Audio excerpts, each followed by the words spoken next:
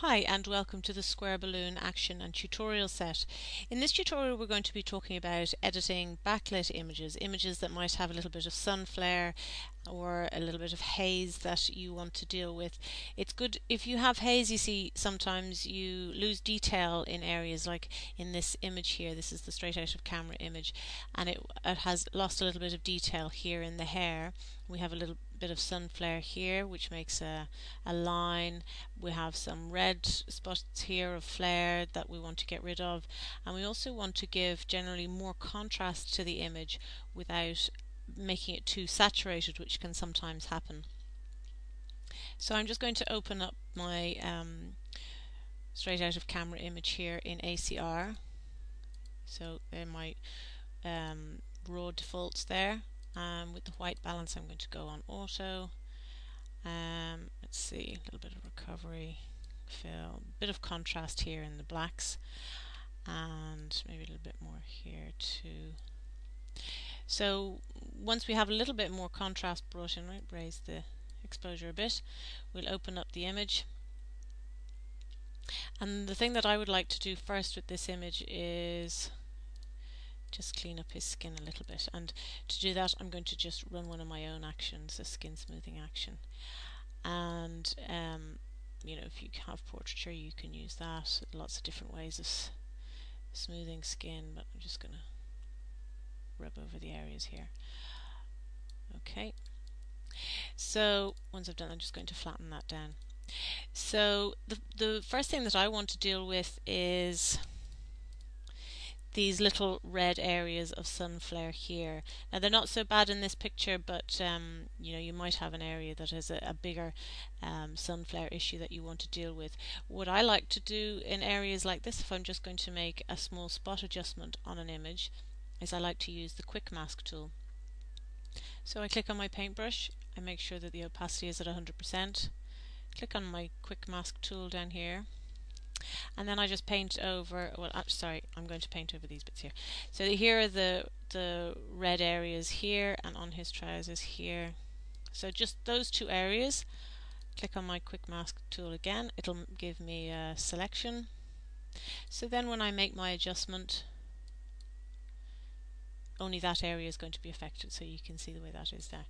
So I don't need to make them any brighter or darker, but I need to go into the red and just bring it down.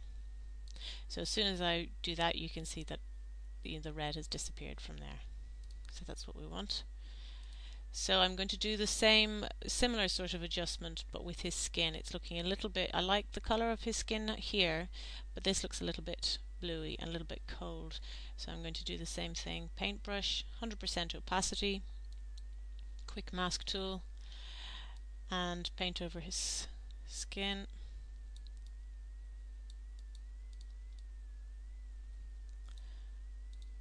Make the selection and my adjustment, and to bring warmth I usually add a little bit of red, take out a little bit of the blue, and then we just make it a little bit brighter in the RGB as well. So you can see that that has added a little bit of warmth just up to those areas. Now because it automatically creates a mask, if there's bits that you know you might have selected a little bit too much, well, you can just click on your mask and then go to black paintbrush and then just paint over the areas that you don't want that warmth to be added to. So definitely don't want to add it to his eyeballs. Okay, so now we get to the part where we want to add, let me just get rid of that one, we want to add a little bit of contrast to our image. But if I was just to go into a curve and I was just to add it like that, you know, make an S-curve, it just gets way too saturated. It brings out all those reds and yellows that I don't really want in my image because they're already there. So what I'm going to do is I'm going to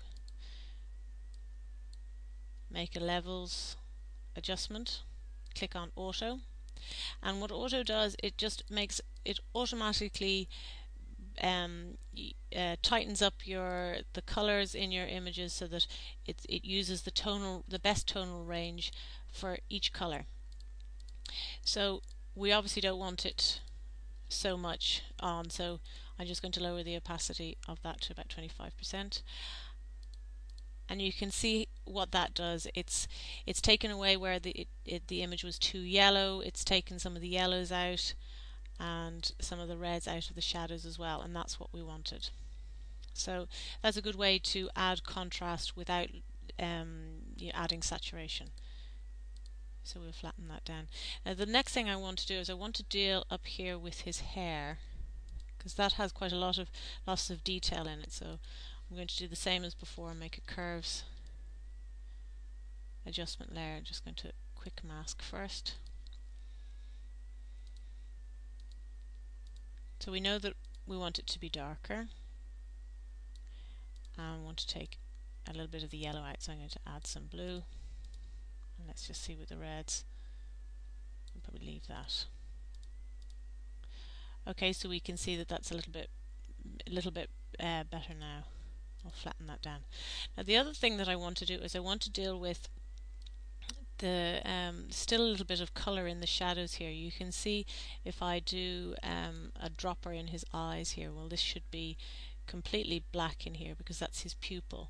So obviously the light is still affecting the dark areas, so we need to deal with that. I'm just going to do a quick mask on them.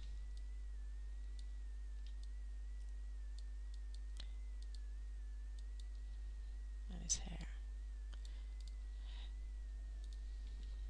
Okay, and we can see now we go into the reds.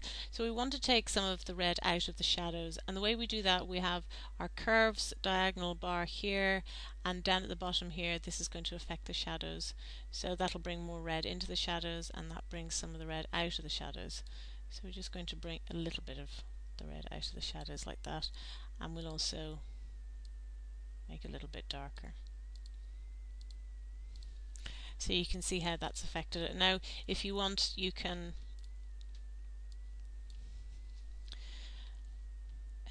add that to other areas. So you just bring it back off his hair, see how that looks. So you can add it to areas by using the white brush. You can even lower the opacity if you don't want to have such an effect. Take some of the red out of the shadows down here in his trousers, and even here.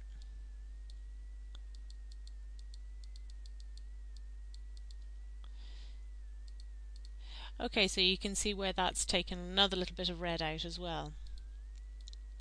And then the last thing that I would do is I would go on my burn tool. Now my burn tool is set to shadows of 15%.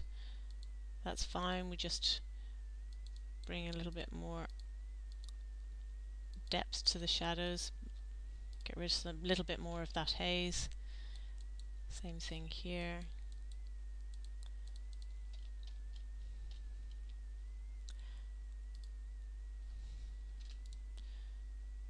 And then also we're going to go onto the dodge tool and set it to highlights, and just bring up some of those highlights as well on his skin.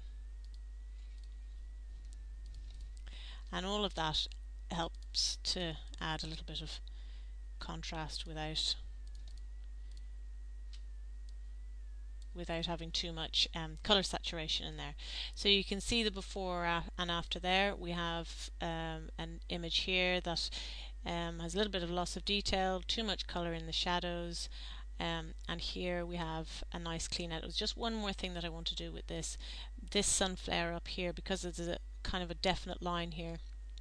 I'm just going to use my patch tool, bring it over to an area of similar focal plane. So now you can see that we've dealt with the sunflare and the haze and brought contrast without bringing too much colour into it.